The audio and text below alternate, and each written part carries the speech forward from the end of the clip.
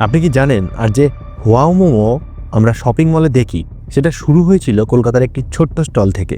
পকেটে মাত্র 30,000 টাকা আর মাথায় একরা স্বপ্ন নিয়ে শুরু করেছিল একটা নতুন বিজনেস। সালটা ছিল 2008। দুই বন্ধু মিলে স্বপ্ন দেখেছিল একটা এম্পায়ার তৈরি করার।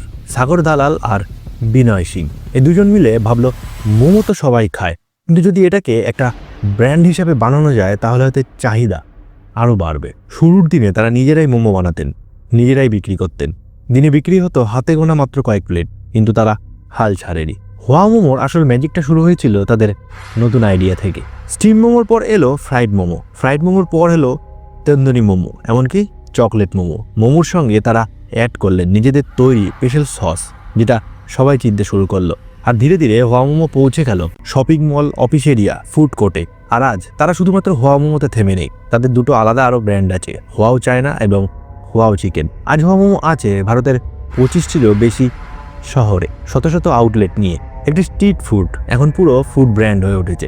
এই গল্পটা প্রমাণ করে দেয় ছোট আইডিয়া, বড় বিশ্বাস আর সাহস থাকলে এক প্লেট মোমো বদলে দিতে পারে সমস্ত জীবনের চাবিকাঠি। আজকে খবরের শিরোনামে ওয়াও মোমো, কারণটা আপনারা সকলেই জানেন। কেমন লাগলো ভিডিওটা অবশ্যই কমেন্ট করে জানাবেন। যারা ইউটিউব থেকে দেখছেন সাবস্ক্রাইব করবেন, শেয়ার করবেন। যারা ইনস্টাগ্রাম, ফেসবুক থেকে দেখছেন পেজটা ফলো করে নেবেন। শর্টস সেকশনে যান, স্ক্রল করতে থাকুন, প্রচুর ভিডিও আছে, দেখে জানাবেন কেমন লাগলো।